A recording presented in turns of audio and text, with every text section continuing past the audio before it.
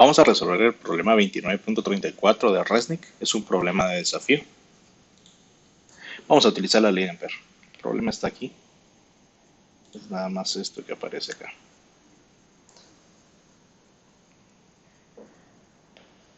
Dice que se muestra la sección transversal de dos alambres muy largos y rectos que están sostenidos sobre o en contra o sobre la superficie, digamos así, de un cilindro plástico de radio de 0.2 centímetros, perdón, de 0.2 metros, o sea, 20 centímetros. El alambre 1 lleva una corriente de 60 miliamperios, llamémosle I1, que va hacia afuera de la página y está ubicado en la parte izquierda del cilindro y está fijo. De la misma forma, el alambre 2, que es este que está acá, transporta una corriente saliendo de la página también de 40 miliamperios. Sin embargo, este alambre puede ser movido alrededor del cilindro.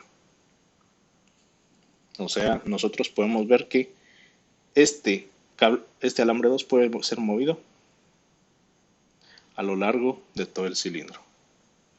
Entonces nos piden determinar a cuál valor de ángulo, un ángulo positivo, teta 2, que es este ángulo de acá, debe colocarse el alambre 2 de tal forma que en el origen la magnitud del campo magnético debido a la contribución del alambre 1 y del alambre 2, la magnitud del campo sea aquí en este punto, que llamémosle B, este valor de 80 nanoteslas. Entonces, vamos a comenzar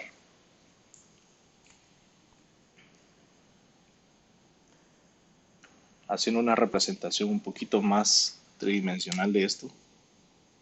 Y pensemos que voy a dibujar los alambres en color rojo.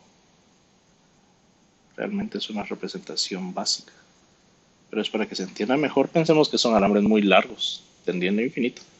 En negro voy a dibujar esta cosa que es el cilindro plástico sobre el cual descansan, están siempre pegados los alambres. Y de nuevo acá, que podríamos decir con una línea punteada que está detrás. Siendo entonces así,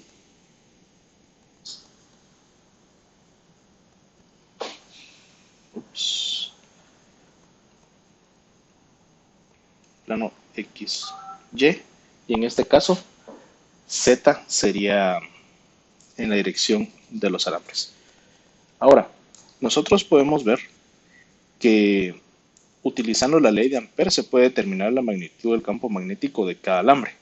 Y de hecho vamos a utilizar una expresión genérica debido a la forma de que los alambres son la misma para determinar el campo de cada uno de ellos. Luego de que ya sabemos la expresión del campo magnético, vamos a hacer la sumatoria de los campos. Entonces, podemos decir acá, en este punto de acá, en el origen, es donde queremos encontrar el campo. A ese campo le vamos a llamar B, que es el campo neto, y eso es igual a la contribución del campo generado por el alambre 1 más el campo generado por el alambre 2. ¿Sí? Entonces, ¿cómo es cada uno de estos campos? Vamos a hacer de nuevo nuestro sistema coordenado XY. Vamos a dibujar el cilindro plástico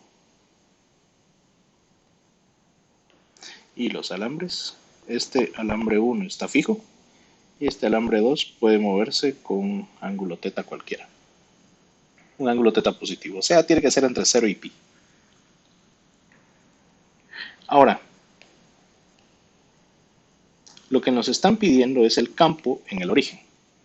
Entonces, si nosotros seguimos la trayectoria del campo generado por el alambre 1 en una distancia r, o el campo generado en este punto en el origen, debido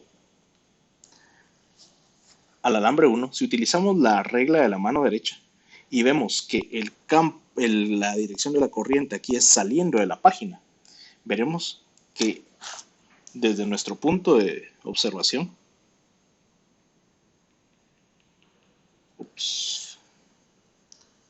hice un poco mal esto de acá, desde nuestro punto de vista,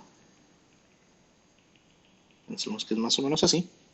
El campo generado por el alambre 1 es, claro, una circunferencia, y en el origen va a ir apuntando hacia arriba. Este sería el campo generado por 1. Justo en el origen va en esa dirección, es tangente a la trayectoria. ¿Qué sucede con el campo generado por 2? De nuevo hacemos una trayectoria circular que pasa en el origen y de nuevo como la dirección de la corriente saliendo de la página, veremos que más o menos es así. Y por ende, el campo 2 viene más o menos así. Hay que notar que si nosotros referenciamos esto aquí con un ángulo θ,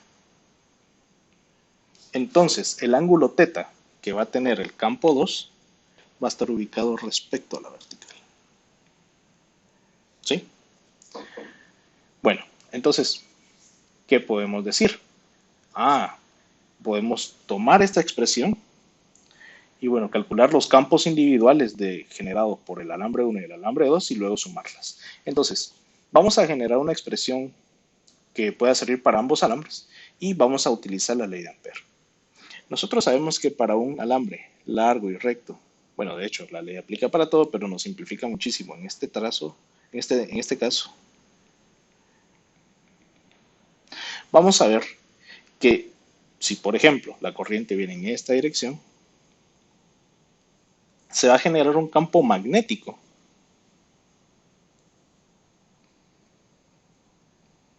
en esta dirección. Y la ley de Ampère establece que la integral de línea a través de una curva cerrada en donde estamos ubicando el campo magnético, en este caso la trayectoria cerrada es esta circunferencia acá, es igual a mu sub 0 por I, donde I es la corriente que genera el campo en ese punto. Esa es la ley de Ampère. Ahora, nosotros vemos que la magnitud del campo magnético, pongámoslo aquí, la magnitud del campo,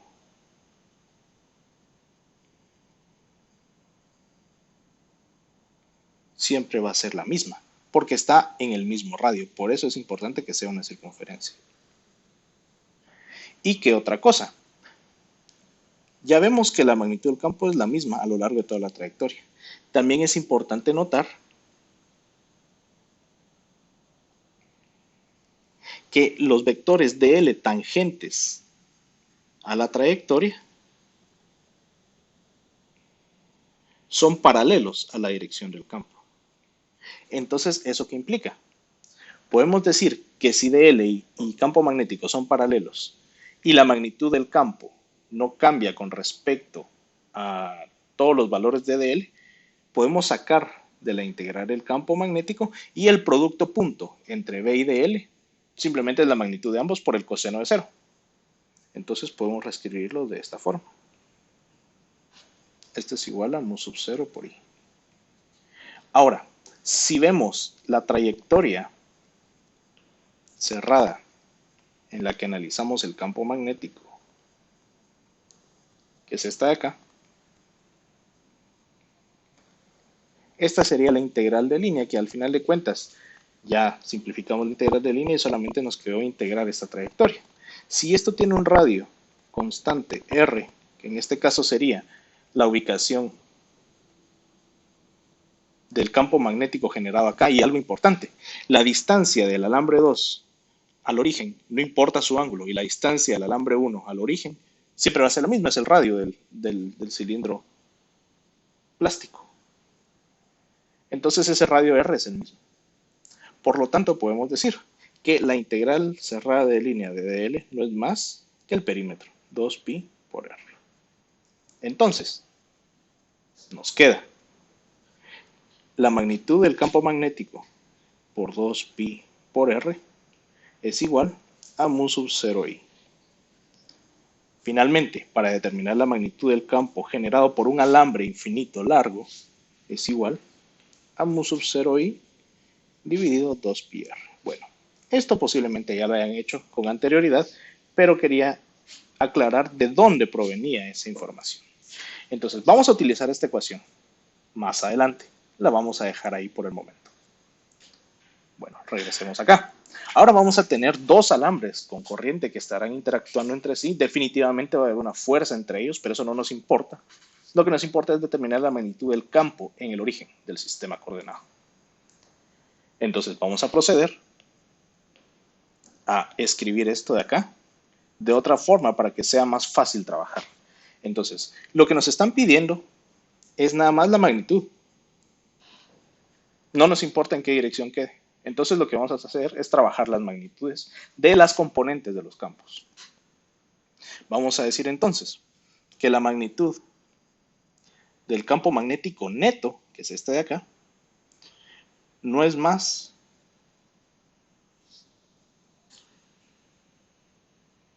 que la raíz, pongámoslo así, de la magnitud del campo magnético neto en x al cuadrado más la magnitud del campo magnético en y al cuadrado. Ojo que esto todo es el campo magnético, no estamos hablando todavía de campo 1 y campo 2.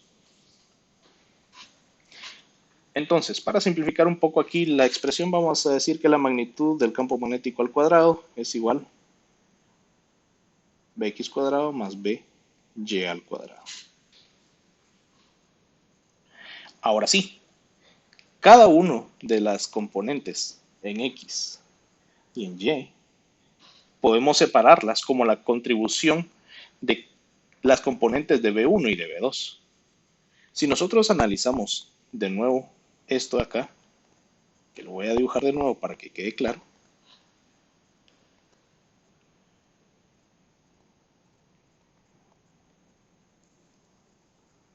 Eso sí, lo voy a dibujar más simplificado. Vamos a ver que el campo 1 simplemente es el campo en y el campo 2 está dado por esta trayectoria formando un ángulo θ con respecto a la vertical.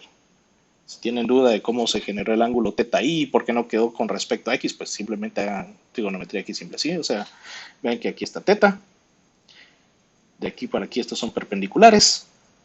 Entonces este es θ, este es 90 menos θ. Y por lo tanto, como estos también son perpendiculares, si este es 90 menos θ, este es θ. ¿Sí? De esa forma es que sabemos que θ está ahí. Entonces, ya que sabemos eso, vamos a reescribir el campo 1 como vector claro. La componente del campo 1 en x, dirección y,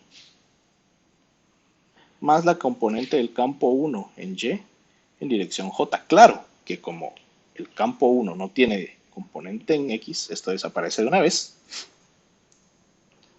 Y el campo 2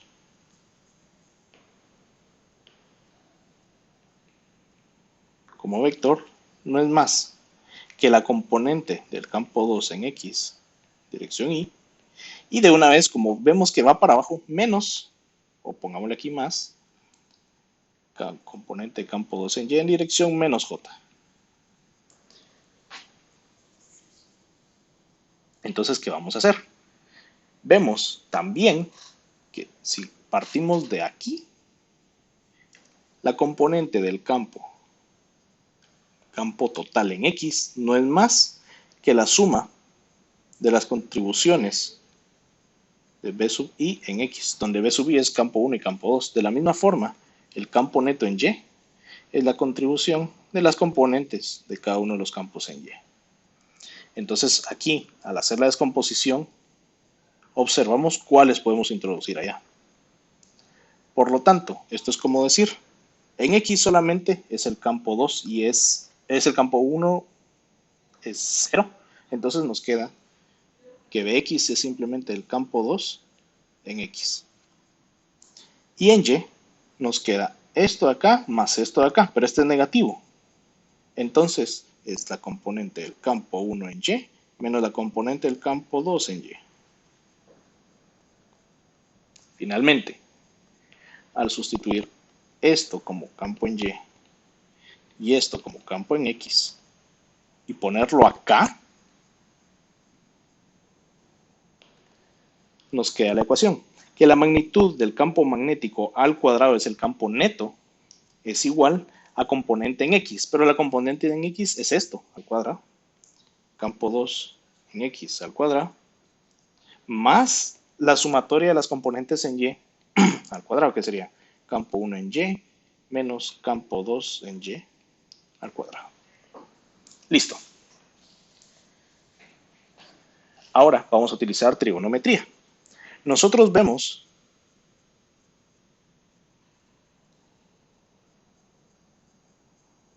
que partiendo de este ángulo aquí que se está formando teta, podemos decir lo siguiente, que campo 2 en X no es más que decir que el campo 2 multiplicado por el seno de teta, debido a que está con respecto a Y, ¿verdad?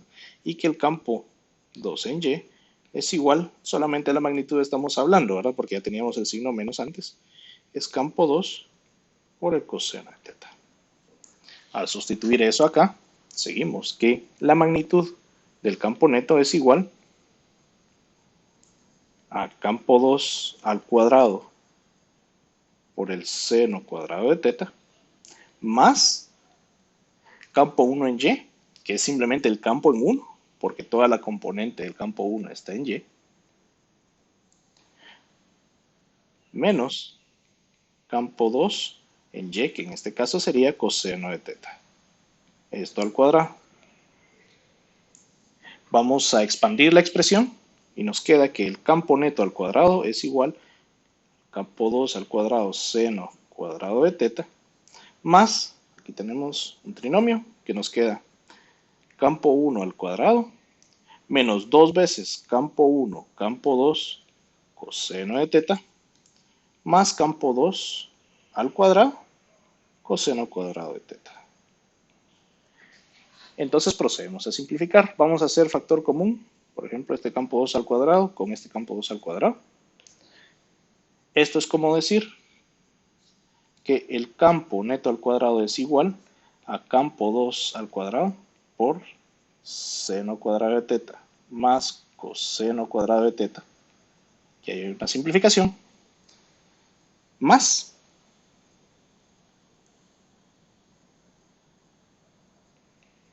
campo 1 al cuadrado menos 2 veces campo 1, campo 2, coseno de teta.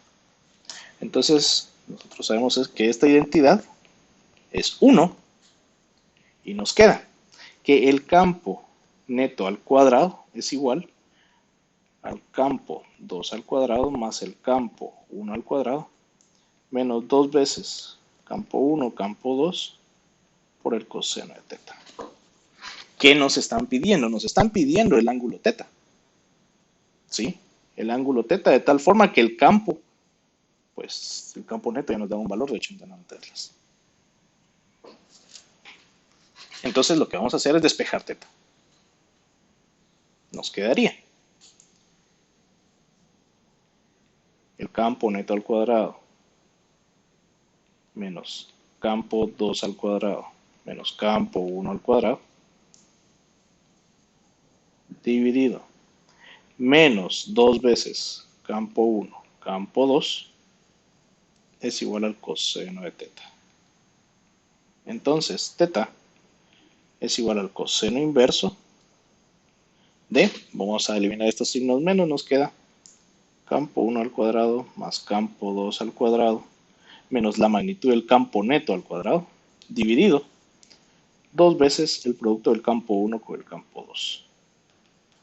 Bueno, entonces aquí vamos a sustituir en campo 1 y campo 2 esta expresión que ya habíamos calculado con la ley de Ampère. vamos a tratar de hacer una simplificación a su vez. Ojo, que esto de acá ya es un valor constante, es un número, entonces no lo podemos sustituir por ninguna ecuación, simplemente es el valor que queremos nosotros que esté ahí en el campo, en el origen, que es de 80 nanoteslas.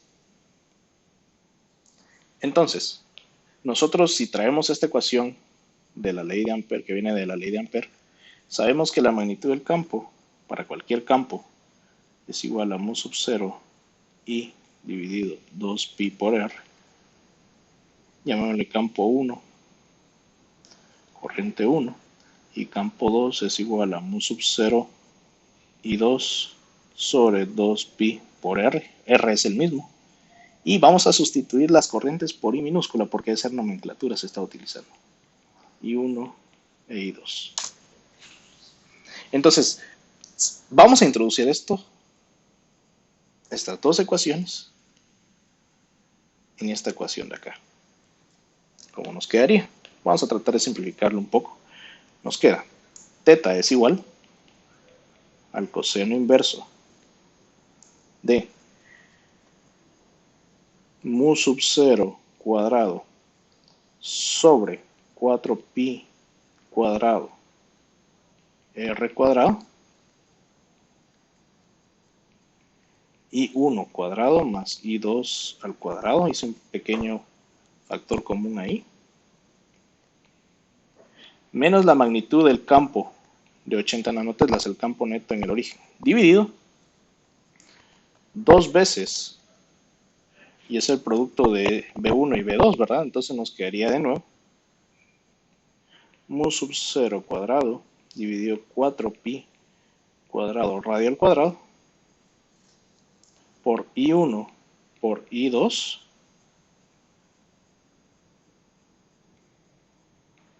y así. Ahora, la magnitud del ángulo, al hacer todo este cálculo nos queda teta, es igual al coseno inverso. Mu sub 0 es la permeabilidad magnética del medio y en este caso es el vacío, ¿verdad? Porque no nos indican algo distinto, es 4pi por 10. No voy a escribir las unidades dimensionales porque si no, no va a caber. Por 10 a la menos 7 Tesla metro ampere cuadrado dividido 4pi cuadrado por la distancia que es el radio del cilindro plástico, que en este caso es 0.2 metros, ¿verdad? Al cuadrado, por la suma de las corrientes al cuadrado, que eran en este caso 40 y 60 miliamperios. 60 y 40, perdón, 60 y 40 miliamperios. 60 por 10 a la menos 3 amperios al cuadrado, más 40 por 10 a la menos 3 amperios al cuadrado, menos la magnitud del campo en el origen, que es B, simplemente son 80 nanoteslas, que es 80 por 10 a la menos 9 nanoteslas, también está al cuadrado. Todo esto dividido dentro de dos veces, y es todo este chirmol otra vez, dos veces 4pi cuadrado, 4pi por 10 a la menos 7 al cuadrado, dividido 4pi cuadrado por el radio, que es 0.2 metros al cuadrado, multiplicado por el producto de las corrientes, que es 60 por 10 a la menos 3 al cuadrado, y 40 por 10 a la menos 3 al cuadrado. Listo. Ese sería el ángulo en el que nosotros podríamos determinar que la magnitud en el origen del campo es 80 nanoteslas. Al evaluar esta expresión, nos queda un ángulo teta de aproximadamente 75.52 grados.